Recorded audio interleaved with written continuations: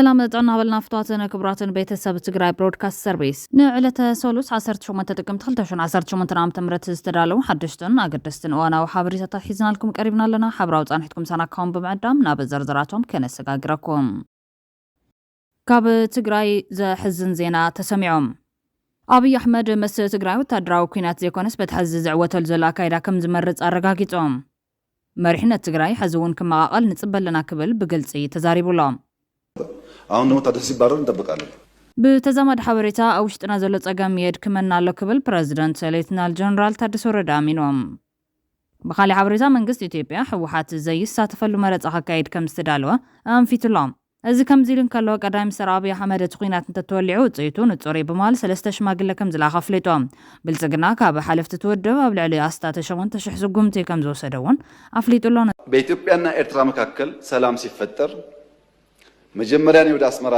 ተጉዤ በኋላ የኤርትራው ፕሬዝዳንት ወደ ኢትዮጵያ ሲመጡ የመጀመሪያው መድረክ ያደረግነው ሚሊኒየም አዳራሽ ነው። ብዙ ህዝብ አለበት። በላይቭ ቲቪ ሁላችሁ ወይ ነበራችሁ ወይ ሰምታችኋል። ካልሰማችሁ አሁን ገብታችሁ ዩቲዩብ ላይ ስሙት። የመጀመሪያው ስብሰባ አሰብ ነው የሚለው እሳቸው ባሉበት ለህዝብ በሚገባው ልክ የረስታችሁን ለማስታወስ ብቻ ነው።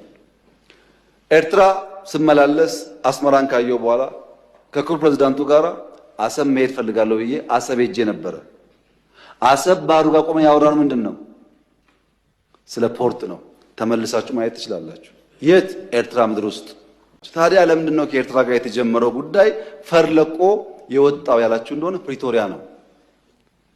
በወደቡም ስለምን ነበር፣ በልማቱም ስለምን ነበር፣ ስንለማመጥ ነበር፣ በጣም ስንለምን ነበር። ከዛ ነገ ይሆናል ብለን ግን ፕሪቶሪያ ስንፈራረም ትክክል አይደለም፣ ለምን ይቆማል? ቲፒኤልኤፍም ትግራይም ተጠቅልለው ካልጠፉ ቀጠናው ሰላም አያገኝም። ኤርትራውያን ወንድሞቻችን ናቸው። ከነሱ ጋር ውጊያ አንፈልግም። ለኤርትራ መንግስት ያለ መልእክት አንደኛ ጥይት አስተላላፊ አትሆኑ። ስለማናቅ አይደለም፣ እናያቸዋለን። ህገወጥ የሰዎች ዝውውር ቢቀር ተጨናንቀናል። ከተማ ውስጥም እንደምታዩት የሚመጣ ሰው ካለ በህጋዊ መንገድ ቢመጣ፣ ህገወጥ ንግድ ቢቀር፣ ፎርጅድ ብር ቢቀር፣ አሜሪካ አስቀምጣቸው የምትሰሯቸው ብላክ ማርኬት ማሳደግ ቢቀር እዚያቶም እንካሎ ተገደስት ዝበልናይ ማባለታትን ከነካፍለኩም ኢና بقدامነት ዜና ዕረፍቲም ተጋዳላይ ኮሎኔል ሽፈራው ገብረመድህን ገብረማርያም ብዝሓደሩ ሕማም ዓሪፎም ተጋዳላይ ሽፈራው ገብረመድህን ካብ ባሻይ ገብረመድህን ገብረማርያምን ካብ ዲኦ ወይዘሮ አሰፋሽ ገብረገርግስን ብ1951 ዓመተ ምህረት ኣብ ወረዳ ላዕለየ ዲያቦ ከተማ ዓዲ ዳዕሮ ተወሊዶም ተጋዳላይ ሽፈራው ዕድሜውን ትምህርቲ መዛኸለ ካብ ቀዳማይ ክሳብ 9ይ ክፍሊ ትምህርቲ ኣብ ዓዲ ዳዕሮን ሽራን ዝተምሃረ ኮይኑ ኣብ ዕድመ ንእስነቱ ኣብ 1973 ዓመተ ምህረት አንጻር ጨቋን ስርዓት ደርጊ ካይደ ዝነበረ ቃልሲ ከም ዝተጸንበረ ታሪክ ህይወቱ ይገልጽ። ኣብቷን ኣብ ኣጽረጋው ወታደራውን ፖለቲካውን ታዕሊም ዝወሰደ ተጋዳላይ ሽፈራው ገብረመድህን ድሕሪ ታዕሊም ሕክምና ብምምሃር ካብ ባዶ ክልተ ክፍሊ ታዕሊም ተመዲቡ ክሳብ 1983 ዓመተ ምህረት ጸኒሑ ህዝባውነቱ ብተግባር ዘረጋገጸ ተጋዳላይ ነይሮም። ተጋዳላይ ኮሎኔል ሽፈራው ድሕሪ ምድምሳስ ስርዓት ደርጊ ማለት እውን ካብ 1983 ክሳብ 1987 ዓመተ ምህረት ኣብ ደቡብ ምዕራብ ሓላፊ ጥዕና ኮይኑ ዝሰርሐ እንትኸውን ካብ ዝቐፂሉን በቲ ሙያ ብዝተፈላለዩ ዓበይቲ ሃገራዊ ሓላፍነቱ ሰሪሑ እዮም። ኣብ 2013 ዓመተ ምህረት ብጡረታ ዝተሰናበተ ተጋዳላይ ኮሎኔል ሽፈራው ገብረመድህን ኣብ ውልቃዊ ስራሕ እናሰርሐ ድሕሪ ምጽናሕ ኣብ ልዕሊ ትግራይ ኣብ ዝተኣወጀ ኩናት ጽንተት ተሰሊፉ ሓላፊ ክፍሊ ጥዕና ማእኸላይ ግንባር ድሕሪኡ ድማ ኣብ ማእኸል ጥዕና ሰራዊት ትግራይ ሓላፊ ኮይኑ ንህዝቡን ዓዱን እናገልገለ ድሕሪ ምጽናሕ ብዝሓደሩ ሕማም ኣብ ክትትል ሕክምና ድሕሪ ምጽናሕ ሎሚ 18 ጥቅምቲ 2018 ዓመተ ምህረት ካብ ዝዓለም ብሞት ተፈሊሎም። ኮሎኔል ሽፈራው ገብረመድህን ገብረማርያም በዓል ሓዳርን ኣቦ ክልተ ደቂ ተባዕትዮን ሓንቲ ጓል ኣንስተይትን እዮም። ትግራይ ብሮድካስት ንስድራ መቃልስትን ፈተውትን ተጋዳላይ ኮሎኔል ሽፈራው ገብረመድህን ገብረማርያም ጽንዓት ይምና ናብ ካልኦት ሓበሬታታት ተሰጋጊርና አብይ አህመድ መስ ትግራይ ወታደራዊ ኩናት ዘይኮነስ በትሕዚ ዝዕወተሉ ዘሎ አካይዳ ከም ዝመረጽ አረጋጊጾም መሪሕነት ትግራይ እውን ሓዝውን ከማኣቀል ንጽበለና ክብል በግልጽ ተዛሪቡሎ ጉባኤ ህዝባዊ ርክባት ትግራይ ኣገብ ንሕስና ብሄር ብዝብል መሪ ሓሳብ ናይ ሓጺር ማእኸላይ ነዊሕን እዋን መዋጽኦታት ትግራይ መልኪቱ ምስ ዝምልከቶም ኣካላት መድረኽ ዘተ ኣካይዱሎ ጉባኤ ህዝባዊ ርክባት ብናይ ባዕሎም ተወግሶ ተላዒሎም ብርክት ዝበለ ስራሕቲ ተሳሊጦም እዮም ዘሎ ፕሬዝዳንት ታደሰ ዝተፈጠረ ጸገም ኣብ ዙርያ ጠረጴዛ ንኽፍታሕ ዝገበርዎ ጻዕርን ኢዶም እቲ ጉባኤ ናይ ትግራይ ዲፕሎማስያ ምስራሕ ነዊሕ ርሕቀት ከም ዝኸዱ ድሕሪ መዘኻኸሪ ካብ ደገ ዝመጽእ ሓይሊ ምካት ከም ተጋሩ ዝሓበርና ዋላ እኳ እንተኾነ ዓብይ ጸገም ኮይኑ ዘሎ ግን ኣብ ውሽጥና ዝተፈጠረ ምክፍፋል ኢሎም ሓድሽ ምዕባለታት እናተፈጠሩ ይኸዱ ኣለዉ ኣብ ውሽጥና ዘሎ ጸገም እውን የድክመና ለክብል ፕረዚደንት ሌተናል ጀነራል ታደሰ ወረደ ይፍለጡ ናይ ውሽጥና ጸገማት ክኸብዱ ዝገብሮም ፈጠርቱ ባዕልና ጸገም እንነጋዶ ዘለና ድማ ባዕልና ምዃን ናይ ክብል ሓቢሩሎ ጉባኤ ህዝባዊ ርክባት ዘሳልጦም ዘሎ ስራሕቲ ዝተፈጠረ ውጥረት ኣብ ምዝሓል ናይ ባዕሉ ኣስተዋጽኦ ከም ዘለዎ እውን አብርሂሎም ካብዚ ብምብጋስ አብይ አሕመድ ምስ ትግራይ ወታደራዊ ኩናት ዘይኮነስ በትሕዚ ዝዕወተሉ ዘሎ አካይዳ ከም ዝመረፀ አረጋጊጹ እቲ ወታደራዊ ኩናት ምስ መሻርክቱ ሕፍረት ዝተጎልበበን ኣብ መወዳእታ ካብ መሻርክቱ ፋኖን ሻዕብያን ተነፂሉ ሰምዕ ፕሪቶሪያ ክፍረም ዝተገደደ መራሒ ድሕሪ እቲ ስምዕ ብሰንኪ ድኽመት ፖለቲካዊ መሪሕነት ትግራይ ዝረኸቡ ዓወታት ኣብ ግምት ብምእታው ምስ ትግራይ ናብ ወታደራዊ ኩናት ብምግጣም ዝረኸቡ ረብሓ የለን ዝብል ብግልጽ ተዛሪቡ ዘሎ ኣባላት ፓርላማ ኢትዮጵያ ኣብ ተመሳሳሊ ወቅቲ ኣብ ተመሳሳሊ ሰዓት ተመሳሳሊ ኣጀንዳ ኣብ ክልተ ዝተፈላለዩ እዋናት ኣብ ሓደ ኣዳራሽ ፓርላማ ዝተዘረቡ ናይ ኩናት ኣብ ውጀልና ጻውዒት ምስ ቀረቡ እዩ አብይ አሕመድ ነዚ ምላሽ ሂቡ ዘሎ ብ22 ጥቅምቲ 2013 ዓመተ ምህረት ቅድሚ ኩናት ምጅማር ኣብ ዝነበረ ናይ ፓርላማ ኣኼባ ትነብዕ ዝነበረት ሰበይቲ ዋላ ኣብ ኢትዮጵያ ዘለው ዕግርግራት ሞት ምፍንቃል ብሰንኪ ለውጢ ዘይተዋሓጠሉ ናይ ኣረግቶት ስብስብ ብሰንኪ ሕወሓት እዩ መንግስቲ ክሳብ መዓዝ كعجسو زغل أدب زيت حزو سراويتنا نزوم كل ما شبرتنا دمسسا نحوحات مخان سينو ديو كتبل نغاريت كويناتا بالعل حزبنا او جانيرا نساء 20 كلتان تقمت نزم استزاربت كاب 24 تقمت 2013 عام تمرت جميرو زغطم مع تذكاريو كم حزب متفامبر مرحتي فلين موقع استولع كوينات وني نبران بتماسالي ابزلو معلت 18 ورح تقمت استخايدنا بارلما اخيوا اول بارلمانات هاجر ازنا شماغلت اسبسب كوينات يحسبلو منغستي نزادب محزن تايز حسو نغر لكبل تزاريبهم ኣብ ክልቲኡ ዘመን ኣብ ተመሳሳሊ ወርሒ እዞም ኣባላት ፓርላማ ዝሃገር ዝተዛረብዎ ብቐጥታ ኩናት ኣውርድ ዝብል መልእኽቲ እዮም ከም ተጋሩ ናብ ትግራይ ዘወጅ ኩናት ዝኾነ ይኹን መልክዕ ሹም አካያይዳ ይሃልዎ ብዘይገድስ ንትግራይ ዘጠፍዮም የፕሪቶሪያውን ስምምነት ወደ ጎን በመተው ከሀገሪቱ ሕግና ስርዓት ባፈነገጠ መልኩ በአዛውንቶቹ የሚመራው የህወሓት ቡድን እና አንጃው ከጦርነቱ አዙሪት ውስጥ ላለመውጣት ባላቸው ፍላጎት በሌሎች ክልሎችም ያሉ ጽንፈኛ ቡድኖችን ጭምር በመጠቀምና ከኢትዮጵያ ቋሚ ጠላቶች ጋር በማበር የትግራይን ህዝብ ዳግም ወደ ስቃይ ለማስገባት በየቀኑ የጦርነት ድግስ ያወጁ ይስተዋላል። ክቡር ጠቅላይ ሚኒስትር ይህንን ህገወጥ ጦር ሰባቂ ቡድን አደብ ለማስገዛትና ግዛይ አስተዳደሩን በማገዝ ክልሉ ሰላማዊ እንዲሆን ምን እየተሰራ ይገኛል? በተጨማሪም አንዳንድ መረጃዎች እንደሚጠቁሙት የህወሓቱ የአዛውንቶች ቡድን ከሻዕቢያ ኃይሎች ጋር ግንባር ፈጥረው ለጥፋት እየተንቀሳቀሱ መሆኑ ይሰማል። በመሆኑም ሉዓላዊነታችንን የሚዳፈር የሻዕቢያ እንቅስቃሴ ለመክታት እየተሰሩ ያሉ ስራዎችና በአጠቃላይ አሁናዊ የትግራይ ክልል የሰላም የጸጥታና የፖለቲካ ሁኔታ በምን ደረጃ ላይ እንደሚገኝ ማብራሪያ ቢሰጡ አመሰግናለሁ።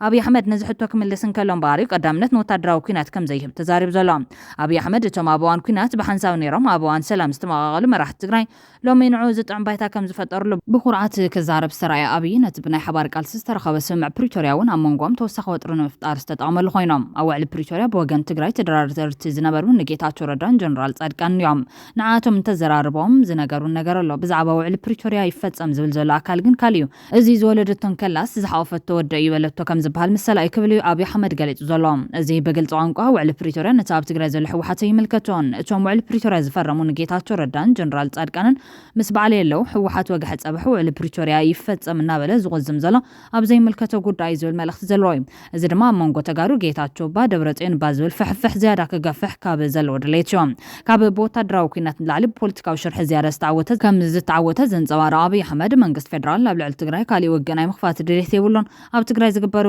ረብሓ ይብሉን በዝብል ዘነጽሮም አብይ አሕመድ ወሲኹ ገና መንጎ መሪሕነት ትግራይ ምክፋል ኩሉ ተስፋ ከም ዘሎ ገለጽን ከሎ ድማ መራሕቲ ሕወሓት ኩሉ ነገር ይምችዎምን ንዓይ ኣብ ሐዋሳ መሪጾም መሊሶም ተቃዊሞምን ኣብ ትግራይ ድማ መጀመርያ ጌታቸው ይኽኑልና ኢሎም ኮይኑሎም ጸኒሖም ይውረደልና ኢሎም ቀጽሎም ታደሰ ይኹኑልና ኢሎም ታደሰ ኮይኑሎም ሕዚ ታደሰ ይውረደልና ክሳብ ዝብሉ ንጽበለና በማል ካልእ ምክፋል ሕወሓት ከም ጽበተ ተዛሪቡሎም መንግስት በሚመለከት ስምምነቱ ከሁሉ ፓርቲዎች ይውጣጣ ነው እኛ ምን አለ አንፈልግም ብልጽግና አይፈልግም ግድ የለም እናንተ የሚመቻቸው ምረጧል የሚመቸን ጌታቸው ነው አሉ ጌታቸው ፕሬዝዳንት ሆነ ጌታቸው በፍጹም አንፈልግም ብሎ አባረሩና የሚመቸን ታደሰ ነው አሉ ታደሰ ተመረጠ አሁን ደግሞ ታደሰ ሲባረር እንጠብቃለን እኛ ሰው አልመረጥንም መራጭ እነሱ ናቸው መርጠው የማይስማማቸው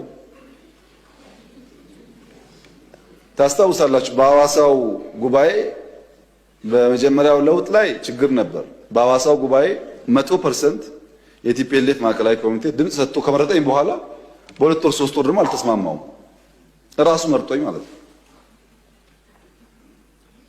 አሁን ያለውም እንደዛ ነው። እኛ በጀት እስካሁን እንለቃለን፣ ማክሲመም ሰፖርት እናደርጋለን። የተበላሸ በአቅም ጠግነናል። የኛ ፍላጎት ትግራይ ክልል ተጨማሪ ውጊያ አያስፈልግም። ዓላማ የለውም። ትግራይ የሚደረግ ውጊያ ዓላማ የለውም። ነቶም ኣብ መሪሕነት ሕወሓት ብዘጋጠመ ምምቃል ፖለቲካዊ ረብሑ ከውዕሎም ከሎ ድማ ኣብ ፖለቲካ ሕወሓት ዘይተለመደ ጸላይኻ መሓዘኻ ምግባር ዝብል እዮም። እስቲ ከም ጸላይ ንረአ ዝነበርና ሕዚ ምሳና ስልጣን ሒዞም እኮ ይሰርሑ ኣለዉ።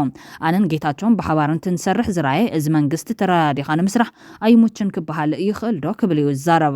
ኣብይ ኣሕመድ ለማ መገርሳ ዝኣክል ትኽትንፋስ ዓርኩ ዘባረረ ጀነራል ሰዓረ መኮነንን ኢንጂነር ስመኘው በቀለን ዝኣክል ሃገራዊ ኣርማ ዝቐንጸለ ግን ኣይመስለን።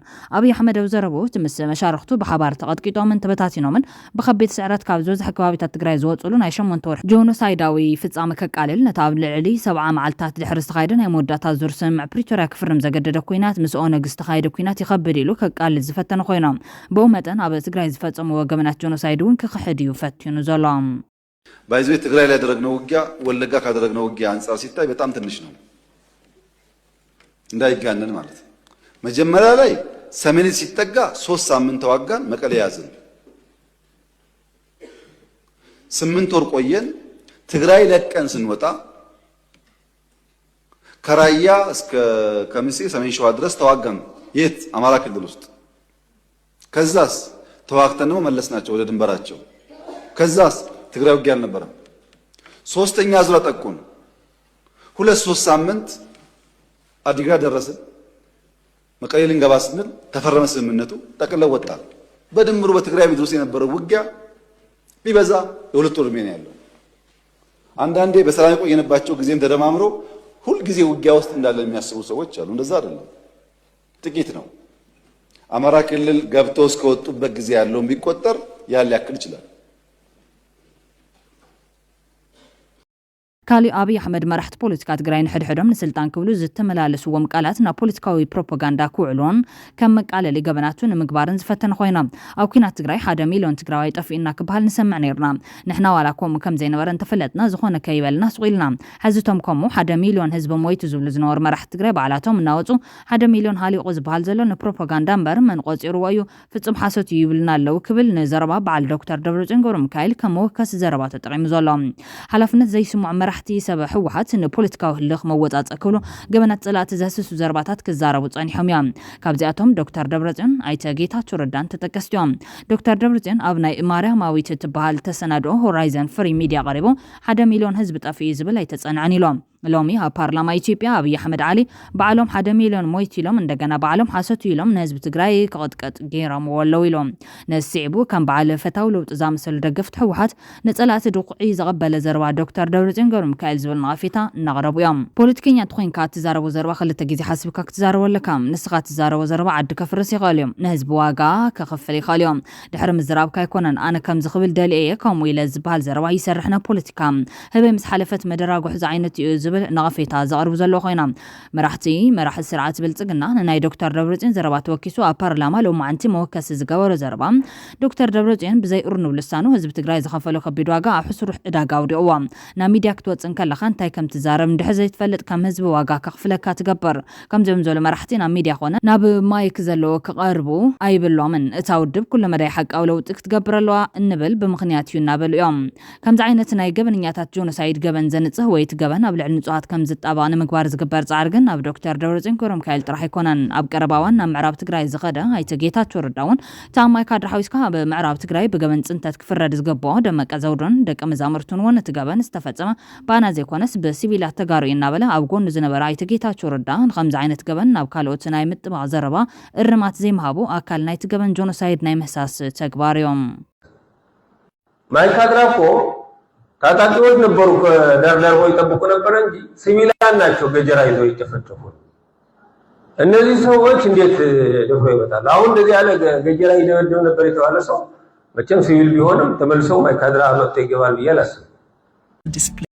برقص دمك أزودن مسلاتون علم بجبن سنتت كحتة زفردت لهم يام أمنستي انترناشنالن هيمان رايتس ووتشن كورنيل دمك أزود بجبنات أنصار سباونت قتلت سقات مبرار بحيلي مسججار ጾታዊ ዓመፅን ስደትን ከምኡን ብገበናት ኩናት ቅትለት ጨካነ ተሓዛ ስቅያት ዘይሕጋዊ ምምዝባል ሲቪላትን ዘይሕጋዊ ምምንዛዕ ንብረትን ክምርመር ጸዊዖም እዮም ኣብተዋን ኣብ ኢትዮጵያ ዞባ ምዕራብ ትግራይ ዘሎ ኩነታት ብዝምልከት በአምነስቲ ኢንተርናሽናል ሂማን ራይትስ ዎችን ዛረብዎ ዓብይ ሕብራዊ ጸብጻብ ጽማቕ ተጸብጻብ ብቐንዱ ኣብ መንጎ ሕዳር 2020 ክሳብ ታሕሳስ 2021 ኣብ ምዕራብ ትግራይ ዝተፈጸመ ገመን ዝተሰነደ እዩ እዚ ብልዕሊ 400 ቃለ መጠይቕ ግዳያት መሰኻኽር ሰበስልጣን ስደተኛታት ተወሲኽዎ ናይ ሳተላይት ምስሊ ስእልታት ቪድዮታት ሕክምናዊ ፎረንሲክ ሰነዳት ሓዊሱ መወከሲ ዝተወሰደ ነይሮም ቁልፊ ርካውታቱ ድማ ምዕራብ ትግራይ ብሰናይ ፍቓድ ፌደራልን ብሽፍትነት ሓደሽቲ ዝተመዘዙ ምሕደራት ከባቢ ምስ ዞባዊ ሓይልታት ጸጥታ ክልል ኣምሓራን ምልሻታትን ብምዃን ብናይ ፌደራል ሓይልታት ኢትዮጵያ ብስምምዕ ወይ ክሳተፍ ዝኽእል ተሳትፎ ኣብ ልዕሊ ተጋሩ ሲቪላት ብሄር መሰረት ዝገበርዎ ፍርፅንተት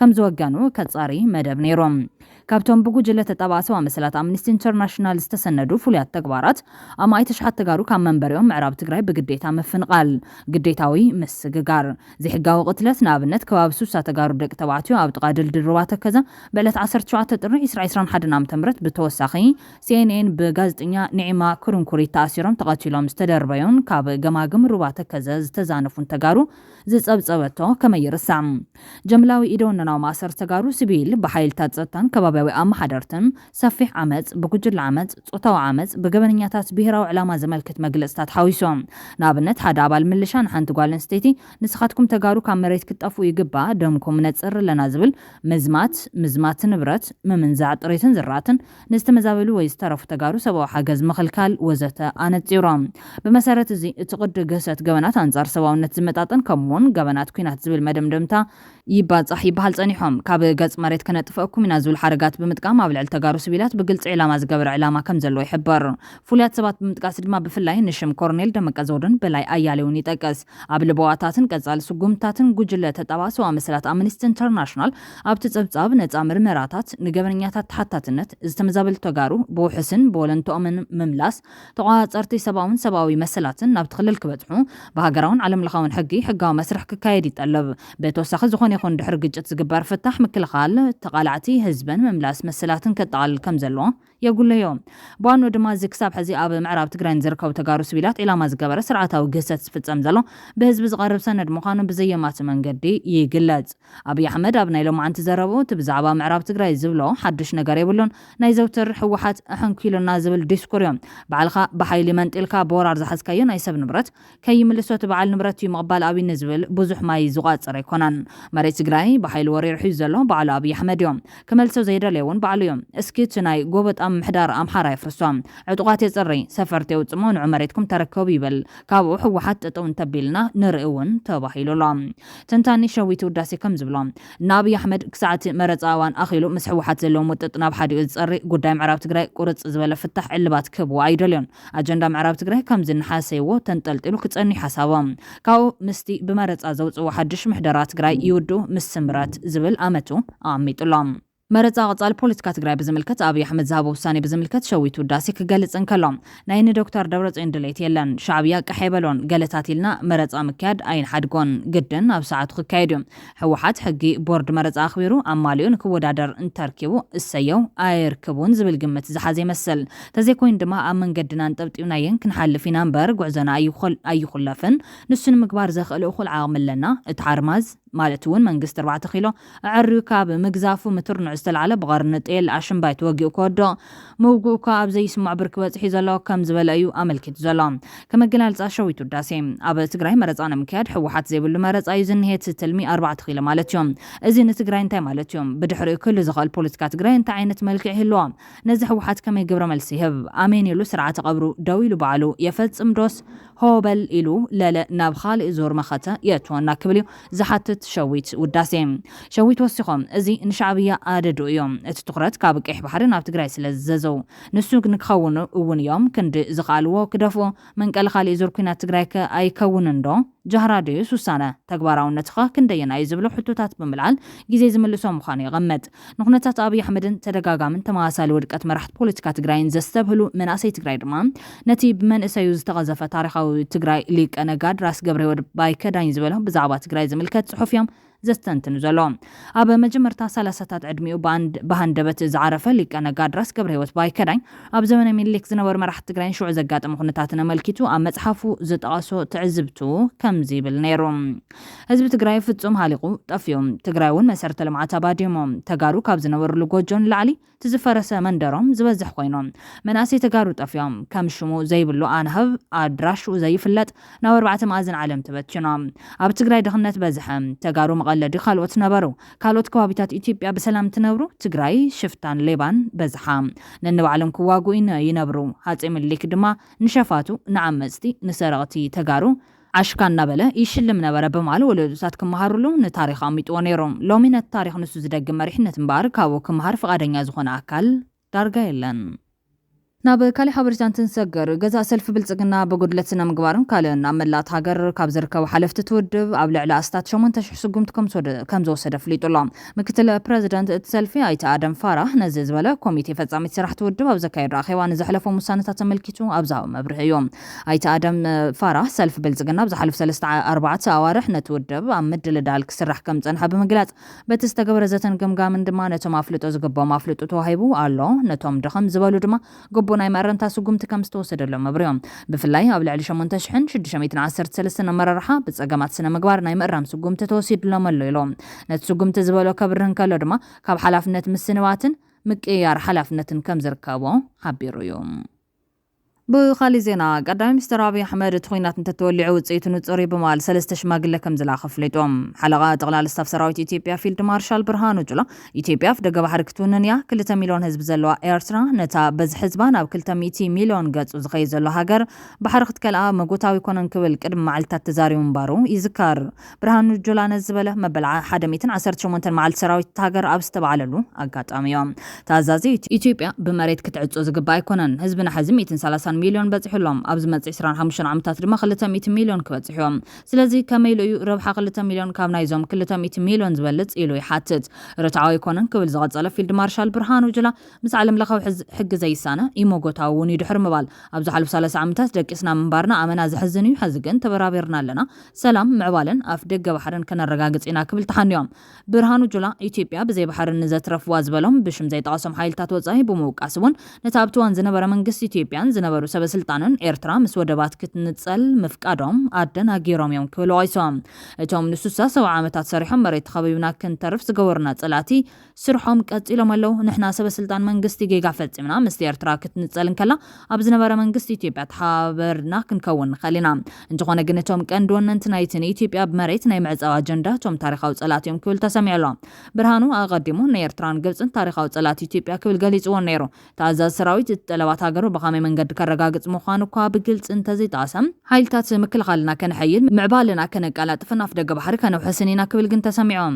ሕጋዊ ታሪኻውን ፖለቲካዊ ምክንያታት ካብ ምዃን ሓሊፉ ጉዳይ ባሕሪ ንዓናን ኢትዮጵያውያን ህላዋዊ ጉዳይ ኮይኑ ኣሎ ልዕሊ 130 ሚልዮን ህዝቢ ካብቲ 60 ኪሎ ሜትር ዘይርሕቕ ኣፍ ደገ ባሕሪ ርሒካ ክሳብ ሞት ዘስዕብ ዓፊንካ ከተንብሮ ሳዕቤን እውን መላእቲ ዞባ ጽቡቕ ኣይካውንን እዮም ኣብዚ ኣጋጣሚ እምበር ነቶም ኣብቲ ዞባ ዘለዉ ኣሕዋትና ንኤርትራውያን ካብ ድርቅና ዝመልኦ ውሳነታት ክቁጠቡን ተፈጥራዊ ዛሃብና ብመትከል ሂብካ ምቕባል ክንካፈል ምግንዛብ ግቡእ ክብል ደጊሙ ገሊጹሎ ኣብይ ኣሕመድ እውን ሎሚ ኩሉ ቀላሊዕዎ ኣሎ ናይ ባሕሪ በሪ ዝበሃል ነገር ኣይኮነን ድሌትና ንናይ ባሕሪ በሪ ዶ ሓይሊ ባሕሪ የድሊ እዩ ንዓና ዘድልየና ዘሎ ባዕልና ነመሓድሮ ወደብ ክብል መግለፂ ይብሎ ቀዳማይ ሚኒስትር ኣብይ ኣሕመድ ብዛዕባ ቀይሕ ባሕርን ኤርትራን ኣብ ዛባ መግለፂ ኩናት እንተተላዒሉ ውፅኢቱ ንጹር እዩ ዝተኣማምን ዓቕሚ ኣለና ዝዓግተና ሰብ የለን ኢሎም ኢትዮጵያ ናብ ቀይሕ ባሕሪ ትምለሰሉ ጉዳይ ዘይተርፍ ብምዃኑ ማሕበረሰብ ዓለም ክሽምግለን መፍትሒ ክረክበን ሽማግለታት ከም ዝለኣኸውን ብወግዒ ተዛሪቦም ቀዳማይ ሚኒስትር ኣብይ ሎሚ ሰሉስ 18 ጥቅምት 2018 ዓ.ም ባይት ወከልቲ ህዝቢ ብዛዕባ ጉዳይ ቀይሕ ባሕሪ ኣትሪሩ ተዛሪቦም ኣባላት ባይት ወከልቲ ሃገር ሕቶታቶም ንቀዳማይ ሚኒስትር ኣብ ዘቕረብሉ እዋን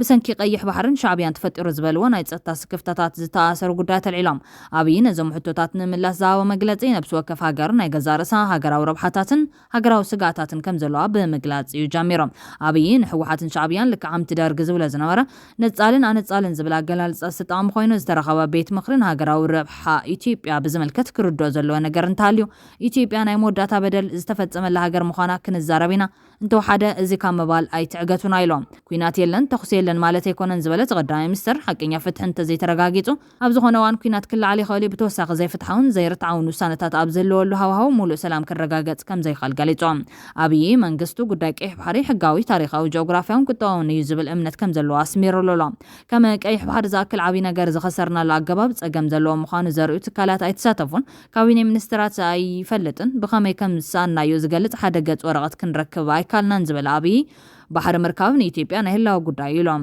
ሓምለ 2018 ነቋፅራ ፈረንጂ ንፈለማዋን ምስ ኢሳያስ አፈወርቂ ኣብ ኣስመራ ምስ ተራኸቡ ድሕሪ ሓደ ወርሒ ኣብ ወርሒ ነሓሰ ሓይሊ ባሕሪ ናብ ምቋም ዝኣተወ ኣብይ ኣሕመድ ሎም ኣብ ዛሃ መብርህ እውን ኣብ ስልጣን ምስ መፀን ምስ ኤርትራ ብስምምዕ ሰላም ምስ በፅሐን ነዚ ጉዳይ ከም ዘልዕሎ ባይቱ ኣዘኻኺሮም ሕዚ ኣብ ዛሃ መብርሂ ኩናት ቅድሞ ምውልዑ ቻይናን ኣሜሪካን ሩስያን ምስ ኤርትራ ክሽምግላ ፀዊዕና ኣለና ዝበለ ኮይኖም እቲ ጉዳይ ብሽምግልናን ብሰላማዊ ኣገባብን ተዘይተፈትሑ ታወደብ ባሕሪ ንምምላስ ተወሳኺ 30 ዓመት ክንጽባ ይመስለንን ኢሉሎም ቀይ ባህርን ኢትዮጵያ ለማጣት 30 ዓመት ከዚያ በላይ የወሰደ ትግል ነበር ታውቃላችሁ በ30 ዓመት ትግል ውስጥ በብዙዎች ርብርብ ነው ኢትዮጵያ ያጣችው ሌላ 30 ዓመት ያስፈልጋታል ብዬ ግን አላስብም በተረጋጋ መንገድ በሰከነ መንገድ በውይይት መሄድ በጣም አስፈላጊ የፈለገ ብንወያይ ግን ለማጣት የፈጀብን 30 ዓመት ለማግኘት ይፈጅብናል ብዬ ግን አላስብም ጊዜው ግን በቂ ስለሆነ በተረጋጋ መንገድ ማየት ያስፈልጋል ምክር ቤት የኢትዮጵያ ሕዝብ እንዲያም ፈልገው ግን ጥያቄው ስናነሳ አንዳንድ ሾርት ስለሆነ ሚሞሪው ዛሬን ብቻ ስለሚያስብ ትንሽ ዳራው ልስጣችሁ መጀመሪያ ኢትዮጵያን የቀይ ባህር አክሰስ ያሳጣው ውሳኔ ማን ወሰነው ካቢኔው ይሆናል ብለን የካቢኔውን ዶክመንት ብናገላብጥ የለም ካቢኔው ያቆም አይ የለም ምክር ቤት ይሆናል የወሰነው ብለን ብንወስን ምክር ቤቱም አልነበረ ምክር ቤት አያውቀውም ውሳኔው የለም የኢትዮጵያ ሕዝብ ሪፈረንደም ወስኖ እንዳይባል ነበርን እኛም ያኔ የኢትዮጵያ ሕዝብ ያልወሰነው ተወካዮቹ ያላዩት ቢያንስ ካስፈጻሚ ካቢኔ ያላየው ውሳኔ ማን ወሰነው ማጣትንም ያክል ነገር ያጣንበት መንገድ ህጋዊነት ችግር እንዳለው ማሳያው ተቋሞች አልገቡበትም ካቢኔው አያውቀውም አንድ ገጽ ወረቀት ማግኘት አልቻልንም እንዴት እንዳጣ ነው የሚያስረዳ እና ህዝብ የማያውቀው ፓርላማ የማያውቀው ካቢኔ የማያውቀው የኢትዮጵያን የባህር አክሰስ ውሳኔ የሚያሳጣ ነገር የወሰነው ማን ነው የሚል ጥያቄ ማንሳት እንዴት ስተት ሊሆን ይችላል ካለኝ ነገርን ከሌለ ግን ይሄ ጉዳይ ይሄን ዋንስቶ እንደ መድፋት አይደለም የህልውና ጉዳይ ነው ማን ወሰነው ይሄ ነው ጥያቄው እዚህ ጋር ሁለት ችግሮች አሉ አንደኛው የተዛባ ትርክት ውጤት ነው የሚገባንን መጠየቅ ነውር አድርጎ የሚያስብ የሚገባንን ማንሳት ትክክል አይደለም ብሎ የሚያስብ እሳቤ ይሄ ደግሞ የትርክቱ ውጤት ነው ግን ለእናንተ ለማስታወስ እንዲሆናችሁ ከግጭቱ በኋላ በኢትዮጵያና ኤርትራ መካከል ሰላም ሲፈጠር መጀመሪያ ነው ወደ አስመራ ተጉዤ በኋላ የኤርትራው ፕሬዝዳንት ወደ ኢትዮጵያ ሲመጡ የመጀመሪያው መድረክ ያደረግነው ሚሊኒየም አዳራሽ ነው ብዙ ህዝብ አለበት በላይቭ ቲቪ ሁላችሁ ወይ ነበራችሁ ወይ ሰምታችኋል ካልሰማችሁ አሁን ገብታችሁ ዩቲዩብ ላይ ስሙት የመጀመሪያው ስብሰባ አሰብ ነው የሚለው እሳቸው ባሉበት ለህዝብ በሚገባው ልክ የረሳችሁን ለማስታወስ ብቻ ነው። ኤርትራ ስመላለስ አስመራን ካየው በኋላ ከክቡር ፕሬዝዳንቱ ጋር አሰብ መሄድ ፈልጋለሁ ብዬ አሰብ ሄጄ ነበረ። አሰብ ባህሩ ጋር ቆመን ያወራነው ምንድን ነው? ስለ ፖርት ነው። ተመልሳችሁ ማየት ትችላላችሁ። የት? ኤርትራ ምድር ውስጥ። ሶስተኛ የመደመር ትውልድ መጽሐፍ ላይ በግልጽ ጂኦፖለቲክስን አስፍሬ የአሰብ ጉዳይ አስቀምጬ ለኤርትራ ባለስልጣናት በስጦታ ልኬላቸዋለሁ። ሚስጥር እኮ አይደለም፣ ያውቁታል። ለሁሉም ልኬላቸዋለሁ። አራተኛ እናንተ የምታውቁት የዛሬ 6 ዓመት 5 ዓመት ባህር ኃይል አቋቁመናል እኮ እና እዚህ ውስጥ ነው ማይኑ ባህር አቋቁመን ነው።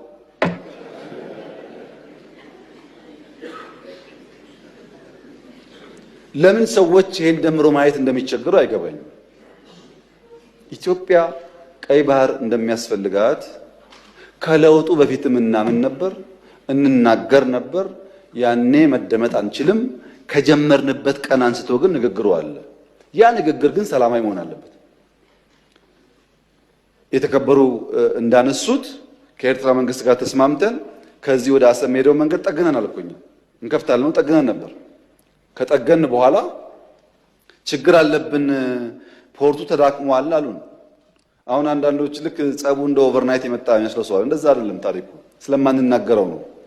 መንገድ ጠግነን ከጨረስን በኋላ ፖርቱ ችግር አለበት ሲሉ የጋራ ወዳጅ የሆነ ሀገር ለምነን ጄኔሬተር እና ክሬን በእርዳታ ወደ ኤርትራ እንዲመጣ አድርገን አሰብ ፖርት ሲደርስ የኤርትራ መንግስት አልፈልግም ብሎ መለሰ። ያኔን የገባን ይሄ ነገር ለካ ተስፋ የለውም የሚለው መንገድ ጠገን ለምንም ብናመጣም ፍላጎት አልነበረም። ወደ ኤርትራ ልክ እንደ ሱዳን ልክ እንደ ጅቡቲ በእኛ ውጪ ፓወር ትራንስሚሽን ቀጥለን ፓወር እንስጣችሁ ጄኔሬተር አትጠቀሙ ብለንም ቆይ እናስብበት ነው የተባለው። አሰብ ሲሄድ የአሰብ ከተማ ቅድም ብያችኋለሁ፣ ኢትዮጵያ ውስጥ የቤት ችግር አለ።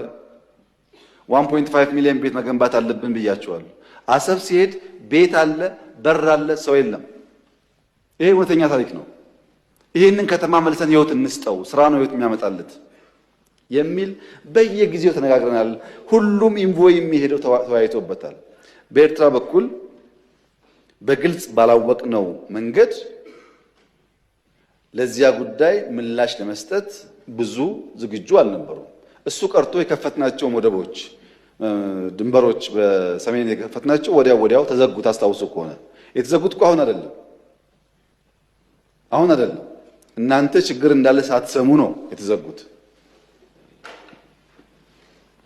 እና የኤርትራ ህዝብ አሁንም ወንድም ህዝብ ነው፣ ምስኪን ህዝብ ነው፣ አገሩን ለቆ የተሰደደ ያለ ህዝብ ነው። ከዚህ ህዝብ ጋር በጋራ መስራት መተባበር ፍላጎታችን ነው። በፍጹም የውጊያ መሻት የለንም። በህጋዊና ንግግር ሊፈታ ይችላል ነው።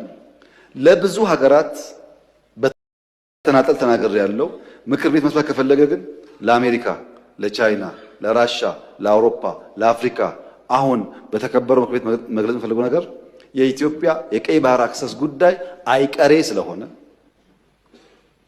ቅድሚያ የሚሰጠው ሰላምና ንግግር ስለሆነ እባካችሁን ሸምግሉንና መፍትሄ አምጡልን። ይሄው ጥያቄያችን እኛ አሁን ሸመግልላችኋለን ሰላም ያስፈልጋል እያሉ ማዘናጋት ከሆነ ግን ብዙ መሄድ አይመስለኝም፣ ጉዳዩ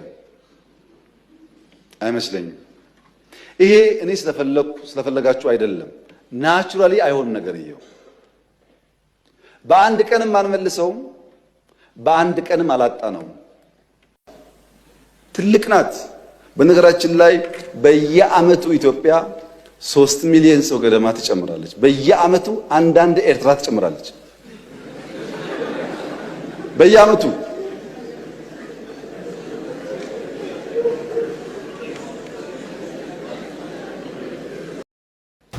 ሚሊዮን ፐርሰንት እርግጠኛ ነኝ ኢትዮጵያ ተዘግታ አትኖርም። ማንም ፈለገም አልፈለገም አትኖርም።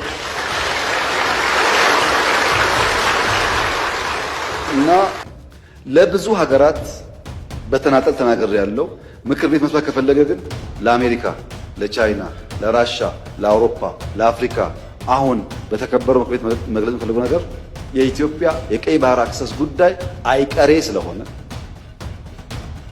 ቅድሚያ የሚሰጠው ሰላምና ንግግር ስለሆነ እባካችሁን ሸምግሉንና መፍትሄ አምጡልን። ይሄው ጥያቄያችን እኛ አሁን ሸመግልላችኋለን ሰላም ያስፈልጋል እያሉ ማዘናጋት ከሆነ ግን ብዙ መሄድ አይመስለኝም። ጉዳዩ አይመስለኝም። ሚሊዮን % እርግጠኛ ነኝ ኢትዮጵያ ተዘግታ አትኖርም። ማንም ፈለገም አልፈለገም አትኖርም። እና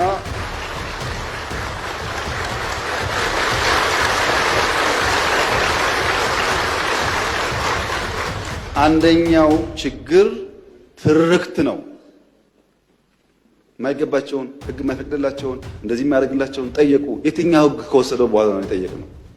ትርክቱ መፈተሽ ያስፈልጋል። ሁለተኛው ኢትዮጵያ ካደገች ብሎ የሚሰጉ ሰዎች ደግሞ አሉ። ሀገራት ኢትዮጵያ ኦልሬዲ ትልቅ ናት እኮ። የት ነው የምታድገው? በአፍሪካ ሁለተኛው ትልቁ ፖፑሌሽን እኮ ናት። በዓለም እኮ 10ኛዋ ናት። ትልቅ ናት። በነገራችን ላይ በየዓመቱ ኢትዮጵያ 3 ሚሊዮን ሰው ገደማ ትጨምራለች። በየዓመቱ አንዳንድ ኤርትራ ትጨምራለች። በየዓመቱ